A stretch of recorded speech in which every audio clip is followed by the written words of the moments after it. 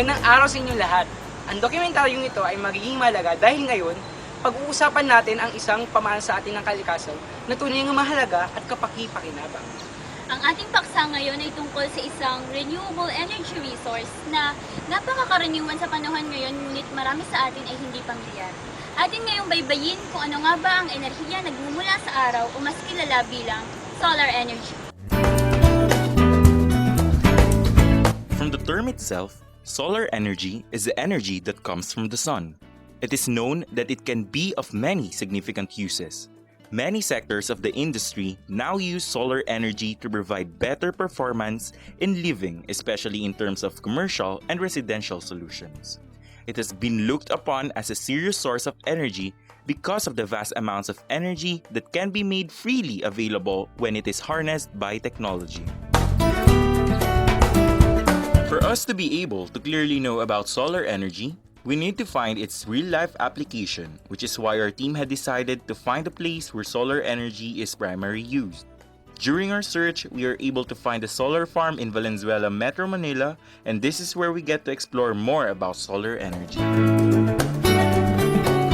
We've traveled all the way to Valenzuela City in order to see for ourselves the site of this solar farm, which is said to provide electricity to leading distribution companies and is also the largest of its kind in any city in the Philippines.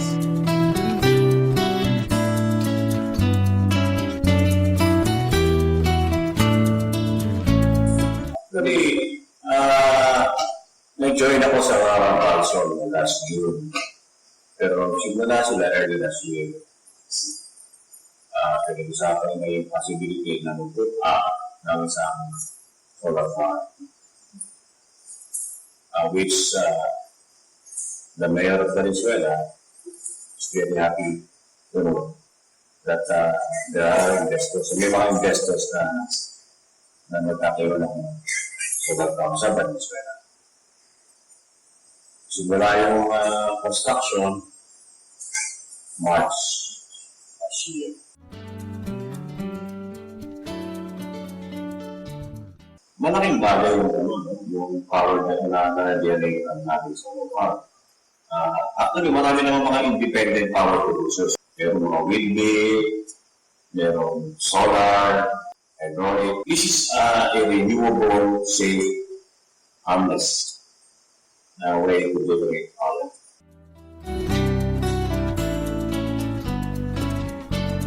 Yung core concept ng solar is really light. So, sunlight. Yung panel na yan is called photovoltaic PV module. So, marami siyang cells na yung sunlight nakakonvert niya sa electricity, which is a direct current.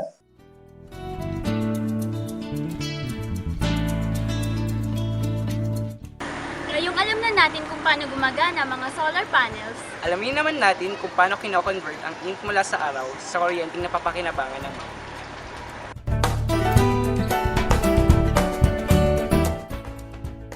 This solar farm is managed by Valenzuela Solar Energy Incorporation. The new 11-hectare power plant holds 32,692 solar panels intended to generate 8.6 megawatts of power as a renewable source of energy for Meralco. This solar farm can provide power to roughly 17,614 households in Valenzuela and can offset approximately 5,473 tons of carbon emissions per year.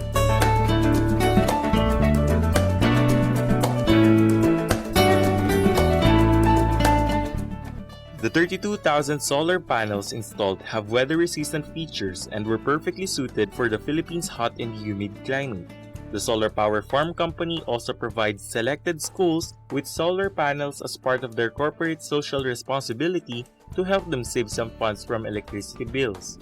Furthermore, 80% of the company's offered job vacancies were allocated for the residents of Barangay Isla.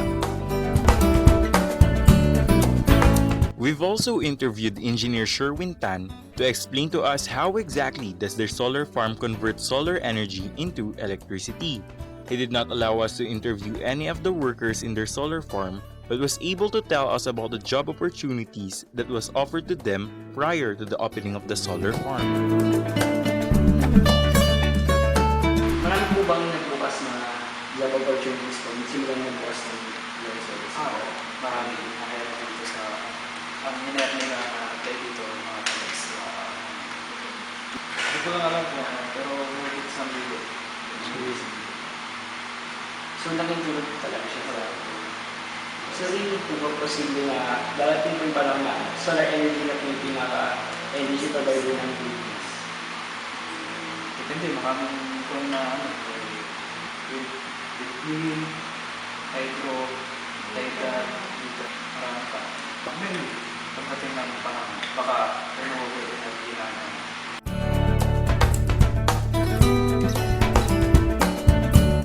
From what we have learned from Engineer Sherwin Tan, each of their solar panel has the capability to produce 260 watts of power, which is already enough to operate a light bulb and a television. And with about 32,000 solar panels, this will sum up to approximately 8.6 kilowatts of power in one complete operation.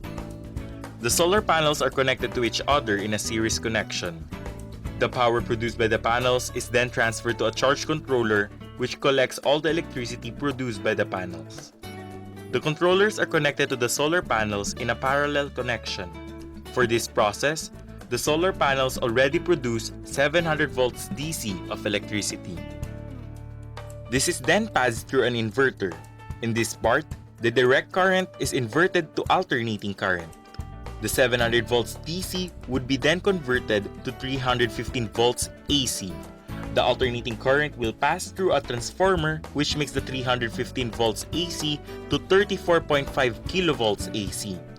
The power produced is then transferred to Meralco, which is responsible for the distribution of power to the community.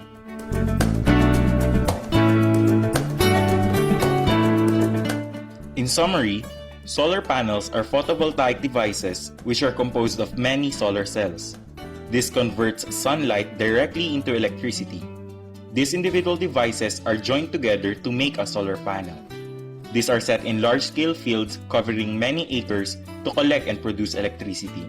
This process of creating electricity from the sun can power up our home and city. Solar energy produces no air pollutants or carbon dioxide. The only downside to this source of technology is that the power only exists as long as the sun is up. It is truly important to have an alternative source of energy which is renewable, aside from the energy which comes from fossil fuels, which is mainly used for the operation of gasoline-based vehicles and factories all around the globe, because this produces harmful chemicals as a byproduct that contributes to the destruction of our environment.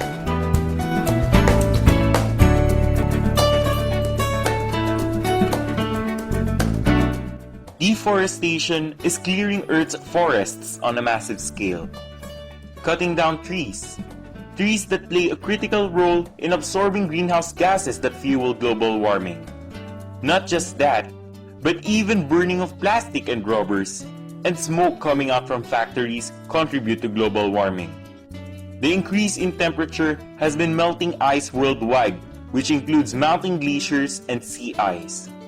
These have caused a rise in our sea level, making floods more common.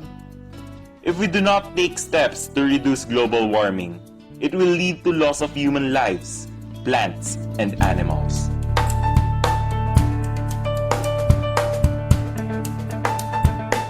Before this documentary ends, we would like to recommend the use of renewable energy resources like solar energy as a substitute for fossil fuels, which are considered as the forerunners of global warming, and the contribution of the talents and skills required in order to enhance the efficiency of the gathering and conversion of renewable energy sources into the energy that we need.